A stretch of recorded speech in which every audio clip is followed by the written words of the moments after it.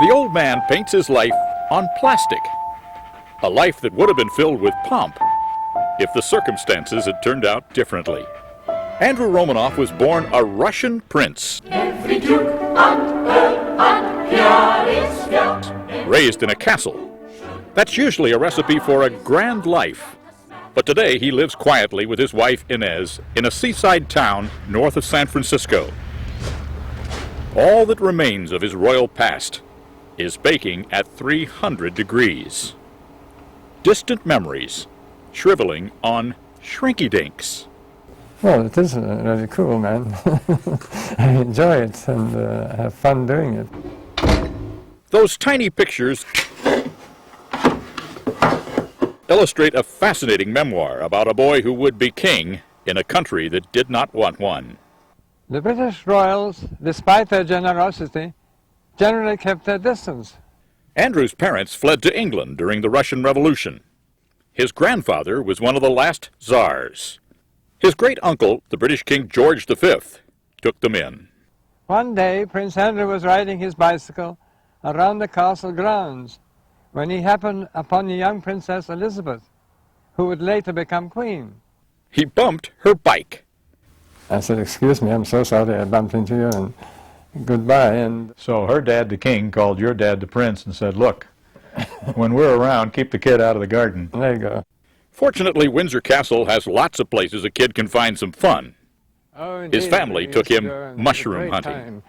With all the good linen and the silver, we spread it out outside the place where we find the mushrooms. It's absolutely fantastic. I wonder what the king is doing tonight. Andrew had breakfast in bed for 12 years. My nanny would give me tea and biscuits. But this fairy tale life would not continue. He joined the British Navy during World War II, and when it was over, floated to America on a freighter. We were carrying the first stud horses to be bred for the Kentucky Derby. The prince decided to stay and see this country. Rode a royal coach called Greyhound. I thought, this is heaven. Some people seem destined to go through life and not around it. Once again in America, Andrew's life collided with fate. He married but lost his young wife in a flu epidemic. Struggled to raise 2 young sons until one day he met a single mom with 4 kids of her own. So we just combined the family about a year later, and it was the Brady Bunch. Well, when you started your own Windsor Castle and put the 2 families together, how'd that work out? Oh God, it was very difficult. But the neighbors were thrilled. You want some more money? Yes. And I said, "Darling, I'm living next door to the prince." Romanoff became kind of a king in this community of artists, leading by example. He's not going around trying to be a guru and say, "Oh, this is the meaning of life." He just, he just lives it. And if you're paying attention, you learn from that. He inspired Marty Knapp to take world-class pictures. I may still have become a photographer, but I might have had a harder time becoming an artist.